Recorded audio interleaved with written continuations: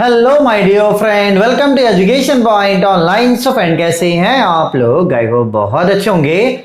मेरे प्यारे बच्चों, आज हम लोग बात करने वाले मैकेनिक्स ऑफ सॉलिड के सिलेबस एंड क्लास अनाउंसमेंट के बारे में फॉर मुंबई यूनिवर्सिटी। ऐसा मेरा प्यारा बच्चा जो अपना इंजीनियरिंग मुंबई यूनिवर्सिटी से एफिलिएटेड किसी कॉलेज से कर रहा है और जिस बच्चे का ब्रांच सिविल है, तो सिविल इंजीनियरिंग वाले बच्चों को थर्ड सेमेस्टर में पढ़ना पड़ता है मैकेनिक्स ऑफ सॉलिड। तो आज हम लोग इसी मैकेनिक्स ऑफ सॉलिड के सिलेबस और क्लास अनाउंसमेंट के बारे में इस वीडियो में बात करने वाले हैं।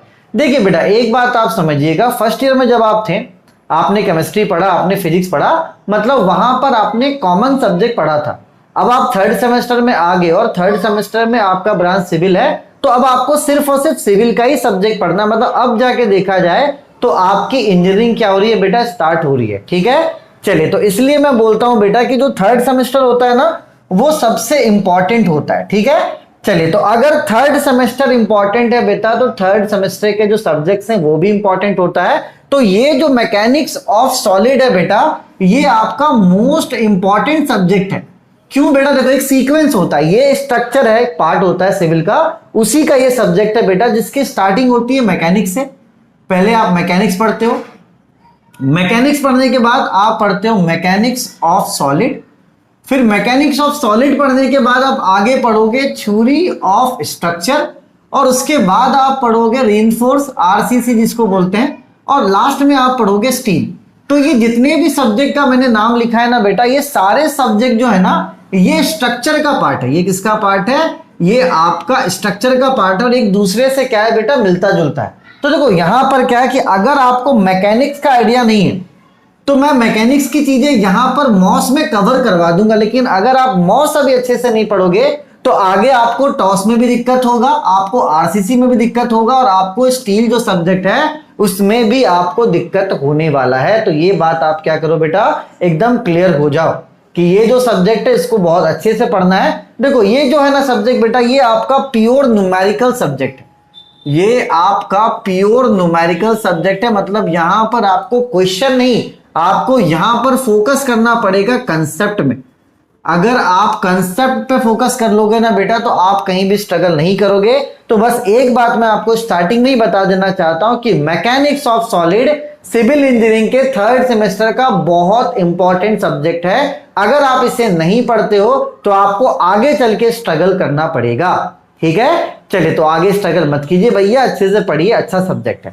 ठीक है, मतलब एक तरह से मैं बोलूं ना बेटा, तो ये लाइफ चेंजिंग सब्जेक्ट है, क्योंकि मैकेनिक्स ऑफ सॉलिड क्या टफ है। अपन इसके साथ क्या करते हैं, फाइट करते हैं, है ना। जब क्वेश्चंस आते हैं बेटा, क्वेश्चंस टफ होते हैं, तो हमारा क्या दिमाग खुलता है, मैच्योर होते हैं। तो ऐसे सब्जेक्ट्स को पढ़ने से क्या होता है बेटा, हम लोग मैच्योर होते हैं। तो ये सब्जेक्ट पढ़ने का बहुत फायदा है आपको। ठीक है, अब आते हैं बेटा सिलेबस में कि सिलेबस इसका क्या है। देखो, सबसे पहला जो आपका मॉड्यूल है उसमें दो चैप्टर आपको पढ़ना है। पहला तो है स्ट्रेस एंड स्ट्रेन, ठीक है, शेल, और इसी में फिर दूसरा है आपका स्फेरिकल एंड सिलेंड्रिकल शेल। ठीक है, तो ये एक दूसरे से एकदम अलग अलग चैप्टर है। तो यहां पर तो हम लोग सिर्फ बेसिक पढ़ने वाले हैं। ठीक है, तो यहां पर मैं बेसिक चीजें पढ़ाऊंगा आपको अच्छे से, तो ये आपका काम बहुत अच्छे से हो जाएगा। यहाँ पे बेसिक से स्टार्ट करेंगे, एकदम जीरो लेवल से, कि आपको कुछ भी नहीं आता तो आप समझ लोगे। ठीक है, चलो, उसके बाद ये वाला चैप्टर कवर करेंगे हम लोग, थिन सिलेंड्रिकल स्फीयर वाला। ठीक है, तो ये सब्जेक्ट ये वाला अपन क्या करेंगे बेटा, कवर अप कर लेंगे। ठीक है, तो दो चैप्टर है, दोनों चैप्टर को अपन कवर अप करेंगे।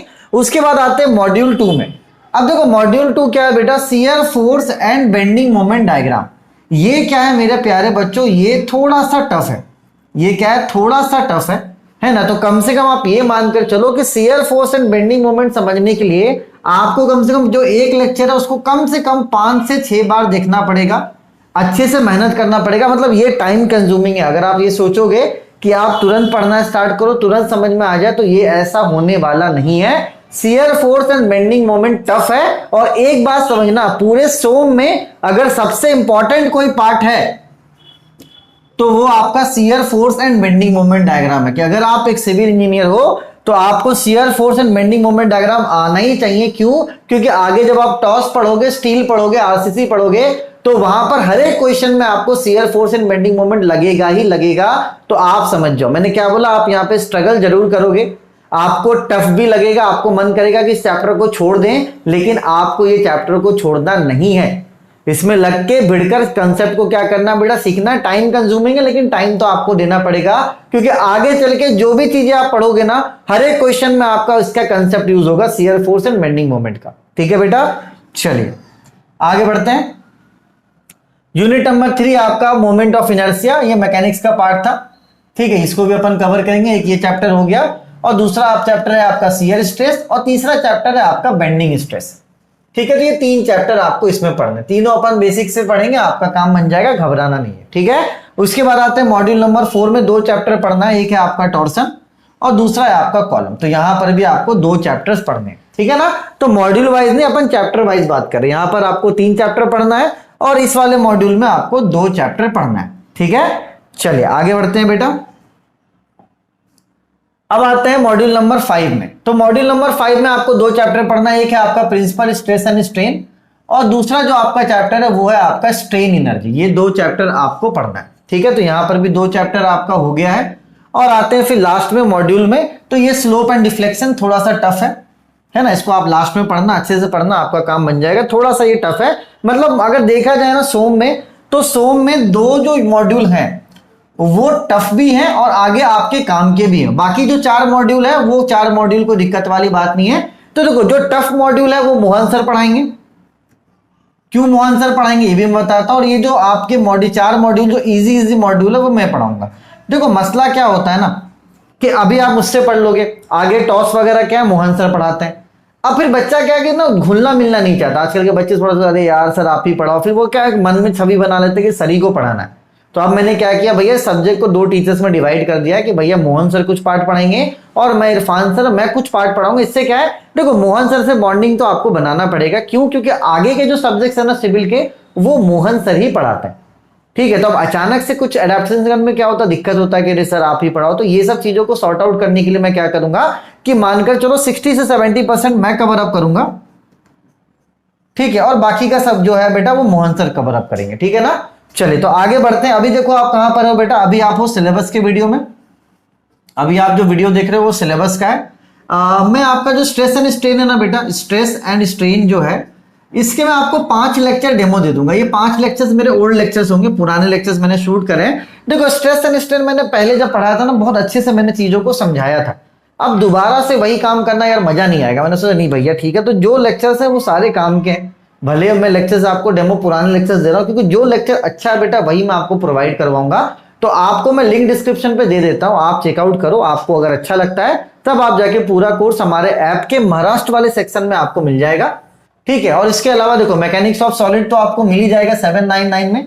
अगर आपको मैथमेटिक्स 3 का भी कोर्स चाहिए बेटा, तो वो भी आपको 799 में मिल जाएगा। ठीक है ना बेटा, और अभी मैं सिविल वालों के लिए फ्लूइड मैकेनिक्स के लिए भी प्लान कर रहा हूं। तो जैसे ही फ्लूइड मैकेनिक्स का कोर्स आएगा, वो भी आपको इस महाराष्ट्र वाले सेक्शन में होने लगेगा।